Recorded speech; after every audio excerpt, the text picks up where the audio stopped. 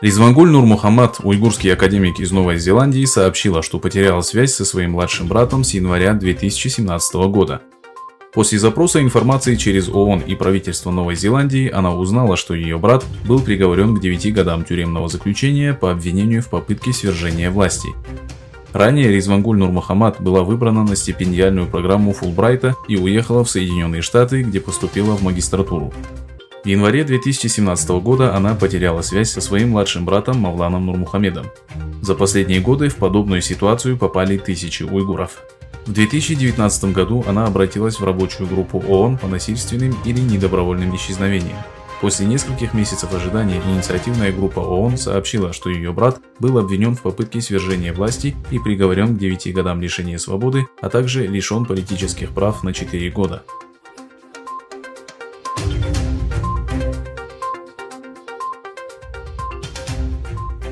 30 ноября было объявлено, что около 80 тысяч человек прошли регистрацию для участия в голосовании на выборах представителей Центральной администрации Тибета, известное как правительство Тибета в изгнании, которое состоится в январе следующего года.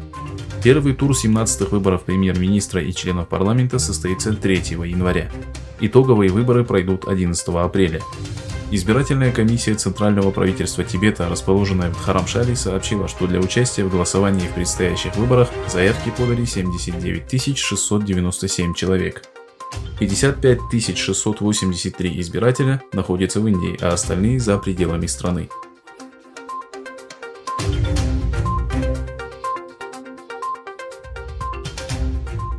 Китай введет санкции в отношении 4 официальных лиц США из-за Гонконга, заявила на брифинге в понедельник официальный представитель Министерства иностранных дел Китая Хуа Чунин. Ранее стало известно, что США ввели санкции в отношении 4 китайских чиновников из-за гонконгского вопроса. Действия США являются грубым вмешательством в дела Гонконга и во внутренние дела Китая, а также серьезным нарушением международного права и основных норм международных отношений. Мы решительно осуждаем и выступаем против этого, заявила дипломат. 10 ноября Госдепартамент США объявил, что в отношении некоторых китайских чиновников будут наложены санкции за подавление демократии в Гонконге. Кроме этого, Соединенные Штаты ввели санкции против Китайской национальной корпорации по импорту и экспорту электроники в связи с ее деятельностью в Венесуэле. Об этом сообщается в понедельник в распространенном заявлении Министерства финансов США. Китайские технологические компании продолжают бросать вызов демократическим ценностям свободы и прозрачности, разрабатывая и экспортируя инструменты для мониторинга, цензуры и наблюдения за действиями граждан в интернете, отметил американский Минфин.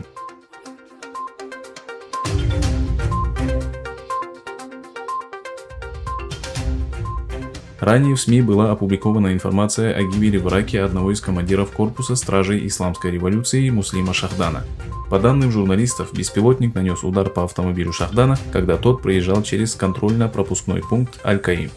Позже источники ливанского телеканала Аль-Маядин опровергли сообщение об убийстве Шахдана.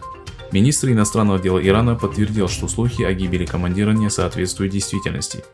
Недавно в Иране погиб ученый-ядерщик, руководитель Организации исследований и инноваций при Министерстве обороны страны Мохсен Фахризаде.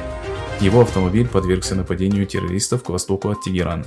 Глава Министерства иностранных дел Ирана Мухаммад Джавад Зариф заявил, что к нападению может быть причастен Израиль.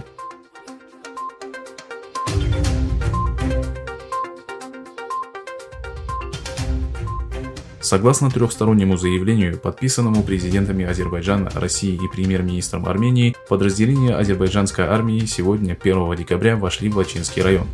Об этом говорится в сообщении Министерства обороны Азербайджана. Через Лачинский район проходит основная дорога, связывающая Армению с Нагорным Карабахом. Именно поэтому вооруженные силы Армении в начале 90-х годов в первую очередь нацелились на захват этого района Азербайджана. Вслед за Ханкенди и Шушей подразделения вооруженных сил Армении 18 мая 1992 года оккупировали Лачинский район.